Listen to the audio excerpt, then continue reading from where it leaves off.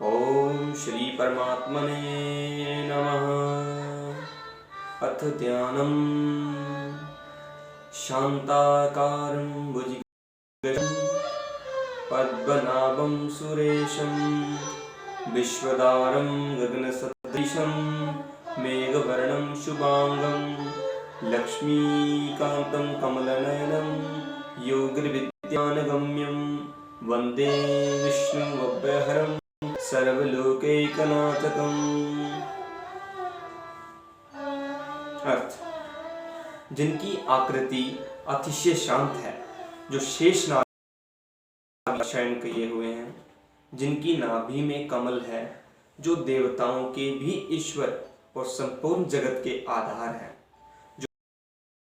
जो सर्वत्र व्याप्त हैं, नील मेघ के समान जिनका वर्ण है, अतिशय सुंदर जिनके संपूर्ण अंग हैं, जो योगियों द्वारा ध्यान करके प्राप्त किए जाते हैं, जो संपूर्ण लोकों के स्वामी हैं, जो जन्म मरण रूप भय का नाश करने वाले हैं, ऐसे लक्ष्मीपति कमल नेत्र भगवान श्री विष्णु को मैं सिर से प्रणाम करता हूँ।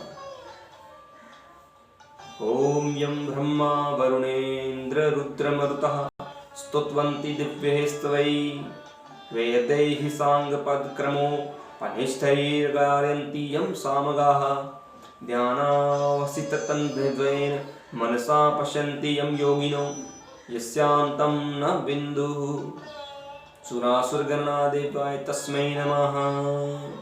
अर्थ, ब्रह्मा, वरुण, इंद्र, रुद्र और मरुदगण दिव्य स्तोत्रों द्वारा जिनकी स्तुति करते हैं, सामवेद के गाने वाले अंग, पद, क्रम और उपनिषदों को सहित वेदों द्वारा जिनका गान करते हैं, योगी जन ध्यान में स्थित तद्गत हुए मन से जिनका दर्शन करते हैं, देवता और असुरगण कोई भी जिनके अनंतों को नहीं जानते, उन परम पुरुष नारायण देव के लिए मेरा नमस्कार है। वसुदेव सुतं दैवं कंसाचानूरमर्दनं देवकी परमानंदम कृष्णं वंदे जगतगुरुम्। अर्थ, कंस और चाणूर का वध करने वाले देवकी के आनंद वर्धन वसुदेव नंदन जगत गुरु श्री कृष्णचंद्र जी की मैं वंदना करता हूँ। ओम श्री परमात्मने नमः। अथ श्रीमद् भगवती महात्म्यं गीता शास्त्रस्त्रयमिदं पुण्यं या पठेत प्रयता पुमान् विष्णुः पद्मावाप्य शोकाद्विराजितः गीतादयनशीलस्य प्राणायामपरपस्य च नैव सन्ति हि पापानि पूर्वजन्म कृतानि च मलिनीमोचनं पूषां जलस्नानं दिने दिने सकृद् गीता मावासि स्नानं संसारमलाशनाम्।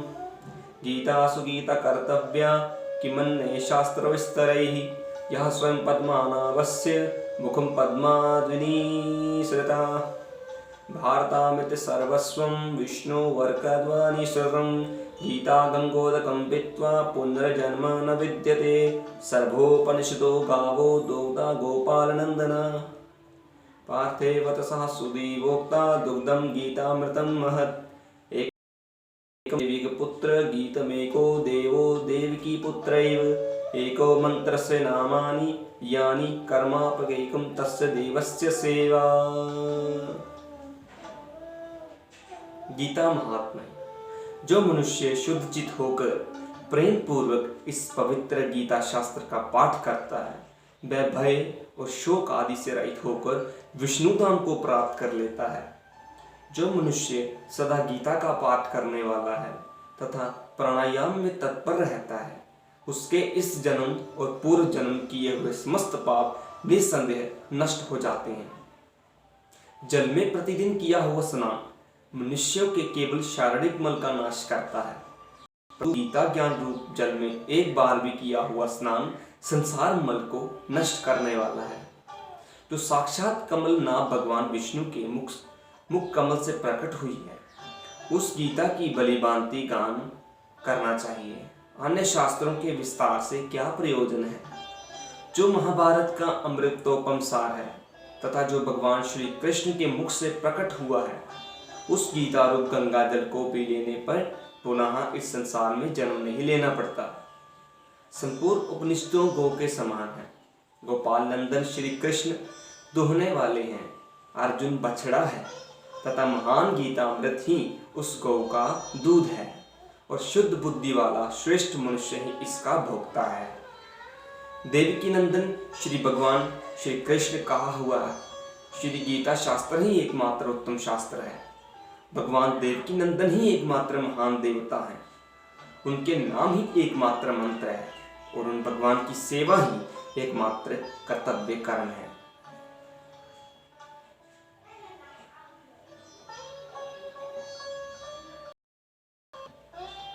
ओम नमो भगवते वासुदेवाय। ओम नमो भगवते वासुदेवाय। ओम नमो भगवते वासुदेवाय। ओम श्री परमात्मने नमः। श्रीमद्भागवत गीता अथ प्रथमोऽध्यायः। धृतराष्ट्रोवाच। श्रीमद्भागवत गीता जी के प्रथम अध्याय में धृतराष्ट्र जी पूछते हैं, धर्म क्षेत्रे कुरुक्षेत्रे संवित्ता युजुत्सवः मामकः पांडवाश्चैव किम कुर्वत संजय।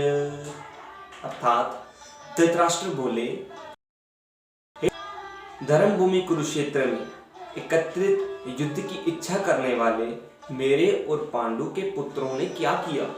इस प्रश्न से गीता जी का प्रथम अध्याय शुरू होता है, जो कि धृतराष्ट्र जी पूछते हैं। फिर संजय उसका जवाब देते हैं। संजय उवाच। दृष्ट्वा तु पांडवानीकं व्यूढं दुर्योधनस्तदा आचार्यमुपसंगम्य राजा वचनम् अब्रवीत।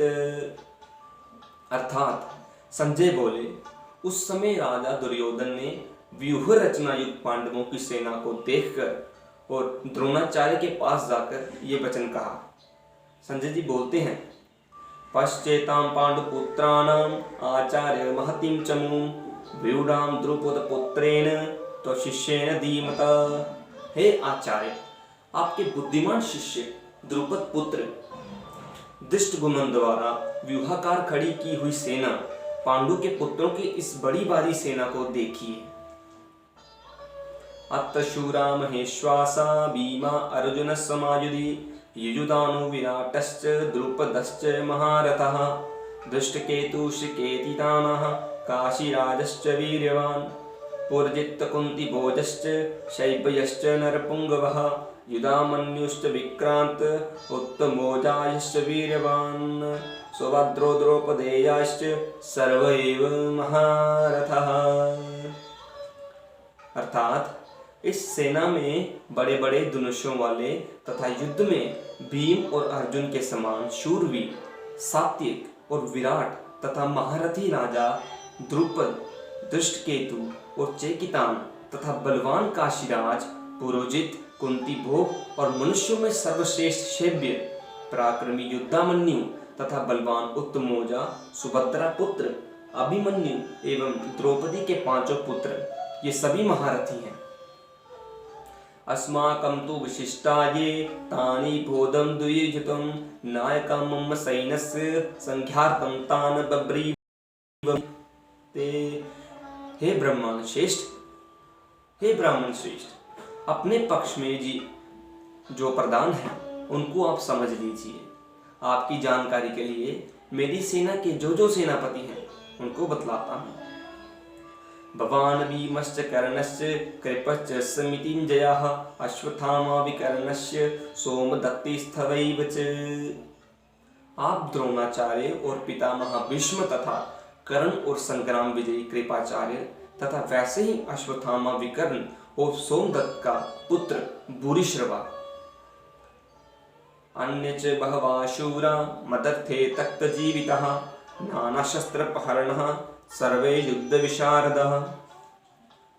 विकर्ण और सोमदत्त का पुत्र भूरिश्रवा और भी मेरे लिए जीवन की आशा त्याग देने वाले बहुत से शूरवीर अनेक प्रकार के शास्त्रों से सुसज्जित और सब के सब युद्ध में चतुर हैं। अपर्याप्तम तस्मात् कंबलम विश्वानि विरक्षितम पर्याप्तं त्रिमित्रदेशां बलं भीमा विरक्षितम्।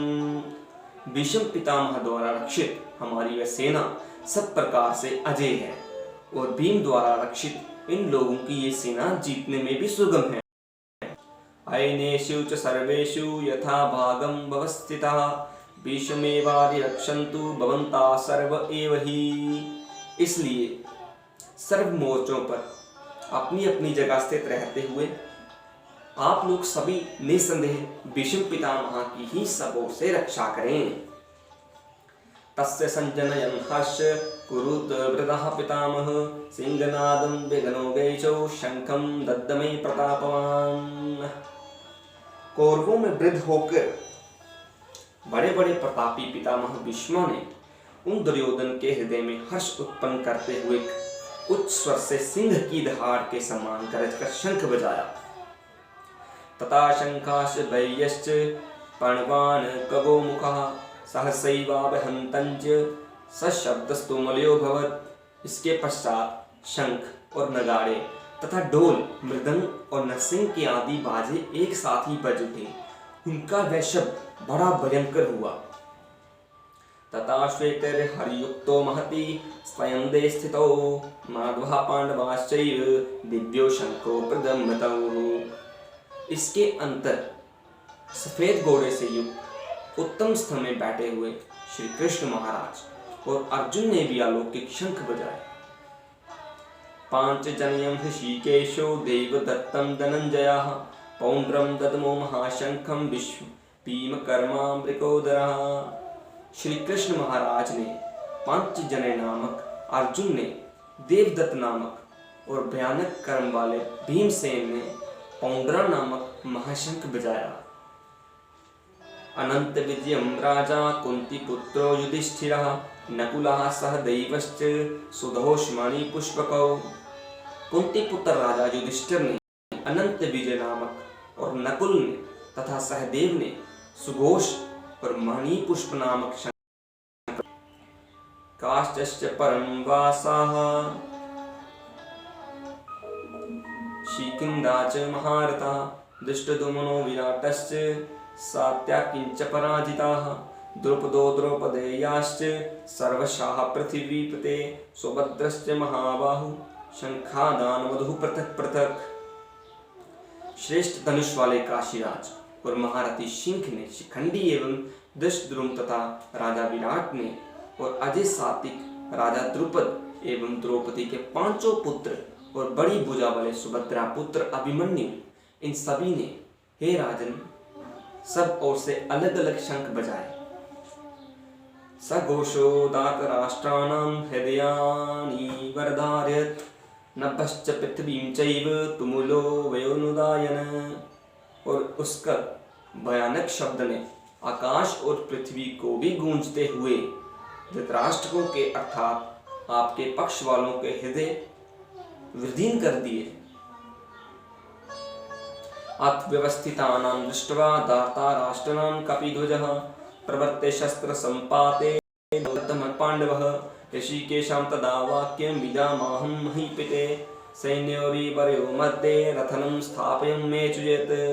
हे राजन, उसके बाद कपिध्वज अर्जुन ने मोर्चा बांधकर डटे हुए धृतराष्ट्र संबंधियों को देखकर उस शस्त्र चलने की तैयारी के समय धनुष उठाकर ऋषिकेश श्री कृष्ण महाराज से ये वचन कहा, हे अच्युत, मेरे रथ को दोनों सेनाओं के बीच में खड़ा कीजिए।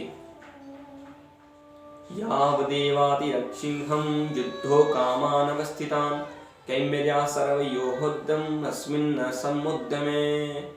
और जब तक मैं युद्ध में क्षेत्र में डटे हुए युद्ध के अभिलाषी इन विपक्षी योद्धाओं की भली प्रकार देख लूं कि इस युद्ध रूप व्यापार में मुझे किन किन के साथ युद्ध करना योग्य है, तब तक उसे खड़ा कीजिए।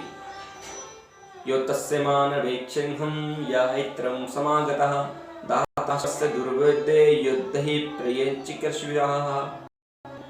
दुर्बुद्धि दुर्योधन का युद्ध में हित चाहने वाले जो राजा लोग इन सेना में आए हैं, इन युद्ध करने वालों को मैं देखूंगा। संजय उवाच, तब संजय जी बोलते हैं, एवं मुक्तो ऋषिकेशो गुडाकेशेन भारत सैन्योरुगोरमध्ये स्थापयित्वा रथो मम भीष्मद्रोण प्रमुक्ताः सर्वेषां च महाक्षिताम् उवाच पार्थ पश्चेतान् संवेतान् कुरुनिति। संजय बोले, हे धृतराष्ट्र, अर्जुन द्वारा इस प्रकार कहे हुए महाराज श्री कृष्णचंद्र ने दोनों सेनाओं के बीच में भीष्म और द्रोणाचार्य के सामने तथा संपूर्ण राजाओं के सामने उत्तम रथ को खड़ा करके इस प्रकार कहा कि हे पार्थ, इन कौरवों को देखो। आज के लिए इतना ही, बाकी हम कल वाली कथा में आपको आगे का वर्णन सुनाएंगे। वीडियो अच्छी लगी हो लाइक करना, जय श्री कृष्ण कमेंट में लिखना, इस वीडियो को शेयर करना, हमारे चैनल को सब्सक्राइब करना ताकि आगे की वीडियोस आप देख सको और पूरा ज्ञान गीता जी का आपको मिल सके।